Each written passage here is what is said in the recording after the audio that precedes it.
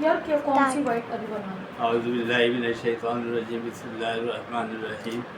اذا جاء نصر اللہ والفتح ورأیت الناس يدخلون فی دین اللہ افواجا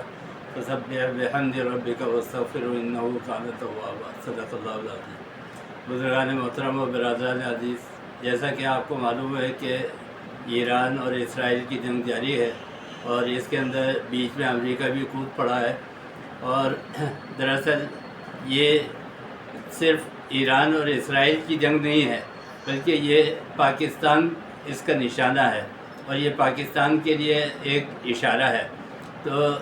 ہمیشہ سے عالم اسلام کی سب سے بڑی طاقت اور سب سے بڑی ایٹمی طاقت جو پاکستان ہے وہ ان لوگوں کو کھٹکتی رہی ہے، اور انہوں نے آج وہ حالات پیدا کر دیے ہیں کہ پاکستان یہ سوچنے پر مجبور ہو گیا ہے کہ آئندہ اس کا لائحہ عمل کیا ہونا چاہیے اور آئندہ دنوں کے اندر پاکستان کہاں کھڑا ہوگا۔ یہ قوموں کی حالات کے اندر ایسے واقعات پیش آتے رہتے ہیں اور اللہ تعالیٰ کی طرف سے یہ آزمائش ہوتی ہے۔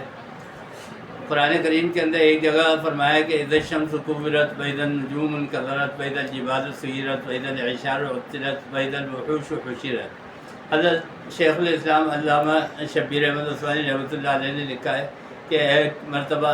سمندر کے اندر کشتی میں لوگ سفر کر رہے تھے تو طوفان آ گیا اور کشتی جو ہے وہ غرق ہونے لگی، تو جتنے بھی وحشی جانور تھے وہ سب ایک جگہ اکٹھے ہو گئے۔ شیر کو بکری کے شکار کرنے کا خیال نہیں آتا، بلی کو چوہے کا شکار کرنے کا خیال نہیں آتا، اور اسی طرح ایک دوسرے کے جو مخالف جانور تھے وہ سب ایک جگہ جمع ہو گئے۔ تو یہ حقیقت ہے کہ جب کوئی مصیبت آتی ہے، کوئی بڑی مصیبت آتی ہے، تو انسان کی فطرت یہ ہے کہ اس وقت میں ایک ہو جاتا ہے، اور مسلمان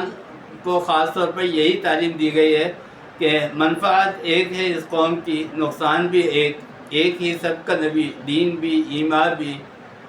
ایک، حرم پاک بھی، اللہ بھی، قرآن بھی ایک، کیا بڑی بات تھی ہوتے جو مسلمان بھی ایک۔ آج ہمیں اور آپ کو اپنا یہ جائزہ لینا چاہیے، عالم اسلام کے ہر مسلمان کو یہ جائزہ لینا چاہیے کہ عالم اسلام کے اندر یہ جو صورتحال پیدا ہوئی ہے، آخر اس میں ہمارا کتنا حصہ ہے اس صورتحال کے پیدا کرنے میں اور اللہ کے غضب کو دعوت دینے میں۔ ہم نے یقیناً اللہ تعالیٰ کی نافرمانیاں کر کے اللہ تعالیٰ کے غضب کو دعوت دی ہے۔ ہمیں اور آپ کو اس سے توبہ بھی کرنی چاہیے اور آئندہ کے لیے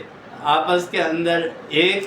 اتحاد قائم کرنا چاہیے جو عالم اسلام کا جنیبہ کہلائے، اور اس کے پرچم تلے تمام مسلمان اکٹھے ہوں، اور یہ جتنی بھی